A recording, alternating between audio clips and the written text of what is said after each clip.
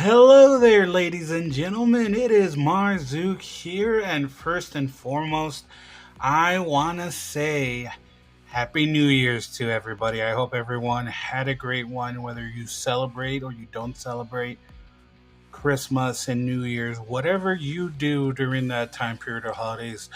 I hope you were happy. I hope you were surrounded by people that were absolutely lovely and delightful to you.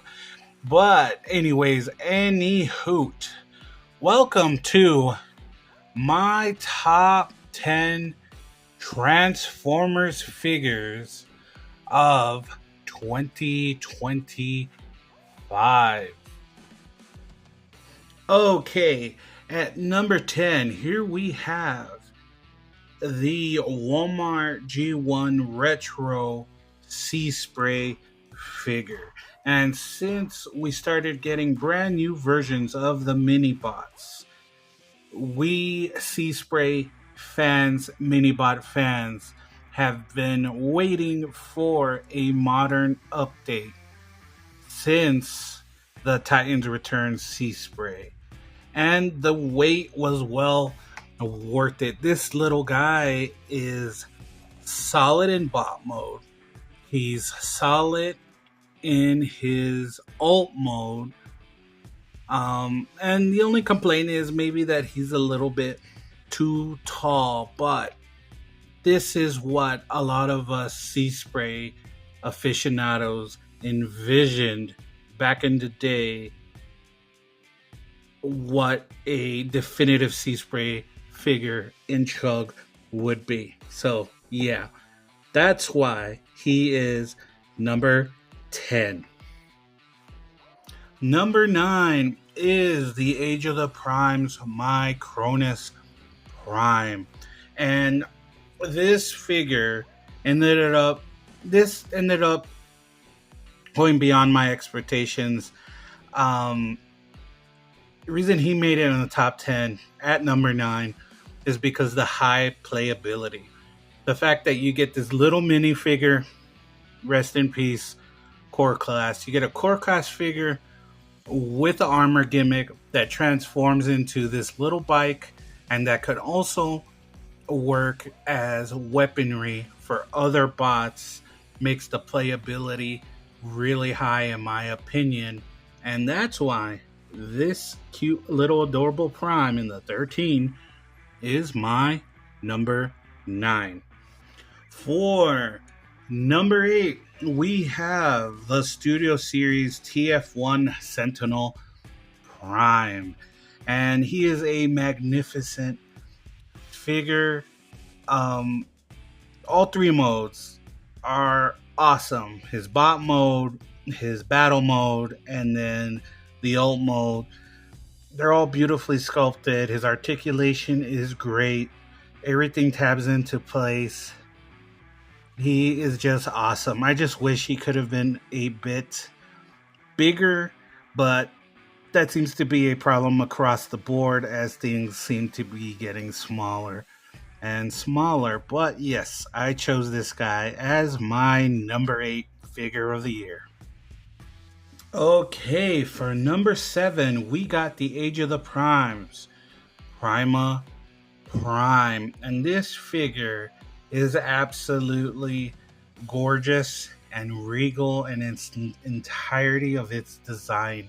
It is very clean. I completely disagree with the complaints that it is too bland. I think the design language nailed it as the first Prime. He's very regal.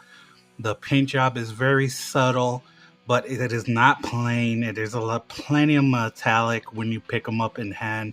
This is one of those figures where it's better than what it appears in hand versus what you see in package or on your TV screen watching a YouTube video just like this. But yes, this is my number 7. Okay, so for number 6, we have Age of the Primes, Alpha Trion rocking his A3 look.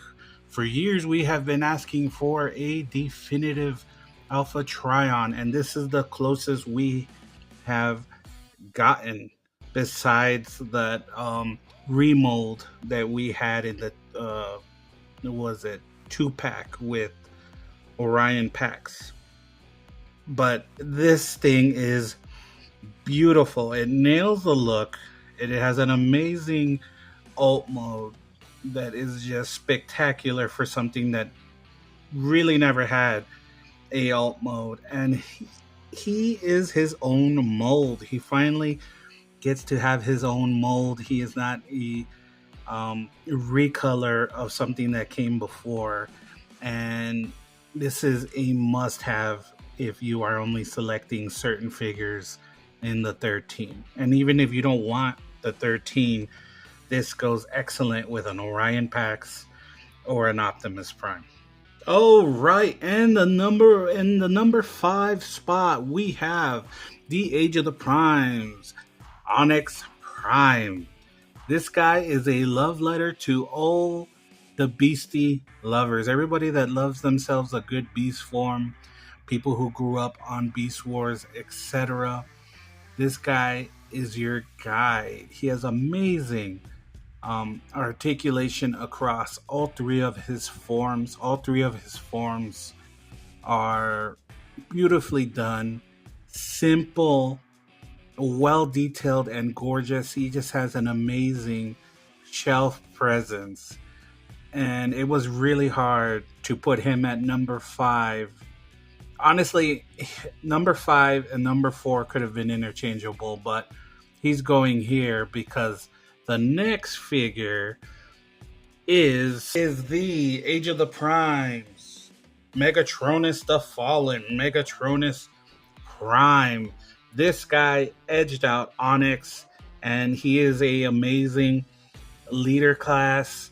If it wasn't for what the other figures are, just based on what you get, this guy alone could have been number 1. This is a beautiful figure.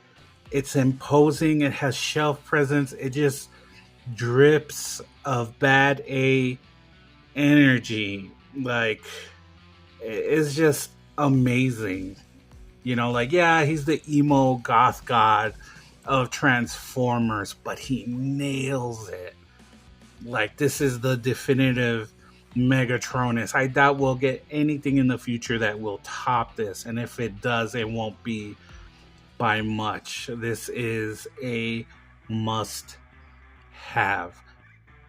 Gorgeous alt mode, gorgeous robot mode, tons of accessories, great shelf presence, nice and chunky. Yeah, this is my dude right here at number 4. Okay, at number 3, this was hard. So 3 and 2 are pretty much exchangeable on this list. But anyways, we have the Studio Series, Age of the Primes, Devastator.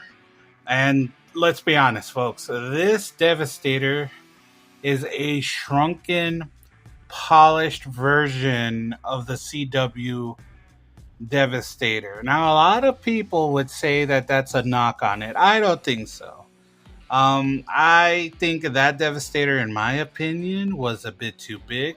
I think this is just perfect. It is just right. All the individual bots are great when you keep in mind that they have their sole purpose being a limb. I think this is absolutely great. It's absolutely stunning. I think they nailed it for what they had to work with as far as budget. I absolutely love this. This has great shelf presence. I really do hope that this means we'll get something like Predaking in the future. But yes, this is my number 3 Devastator. Okay, for number 2, we have the Age of the Prime Studio Series Superion.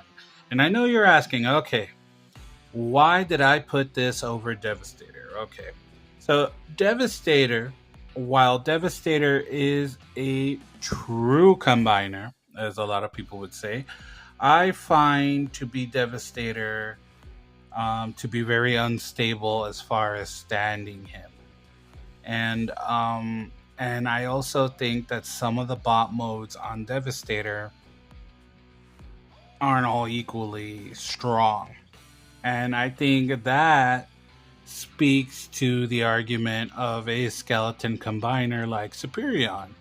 The beauty of Superion is that it offers better stability and it allowed the designers to really create decent robot modes across the board along with the alt modes.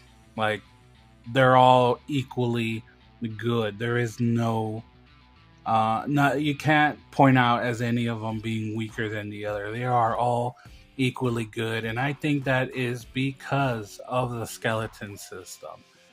I, in my opinion, find this to be, well, superior. And that's why Superion is number two. And my number one figure of 2025 is the Age of the Primes Star Optimus Prime, aka Star Convoy. And this thing was absolutely amazing. This was the best figure, hands down. He's big, he's weighty, he has that design language that gives me that nostalgia of the old school bots like the original Gundam, the Megazord from back in the day. Um, the playability is awesome. The fact that, when you have them in the base mode, if you love your little microbots or whatever they're called, the little um, bots, the mini cons, etc. He is just perfect for battle masters, etc. He is a great play set. You cannot go wrong with this figure. The bang for the buck that you get. Yes, it's a smaller Titan, but at $150, this is an absolute steal if you ask me. Nice crispy joints. This thing is just immaculate. I know a lot of people didn't even have them on their list, but that's just my personal opinion. A big, meaty bot with a great base mode that gives it all of the playability that you could ask for if you are a kid. It just hits you right in the feels as far as nostalgia. Just really reminds me of the way toys used to be versus how they are now. But yes, ladies and gentlemen, that was my top 10 Transformer toys of 2025. And I look forward to 2026. Be sure to hit that like button and subscribe. Also, don't forget to tell a friend. And remember to always smile because the strongest can smile through it all. And I'll see you guys in the next one. Bye bye.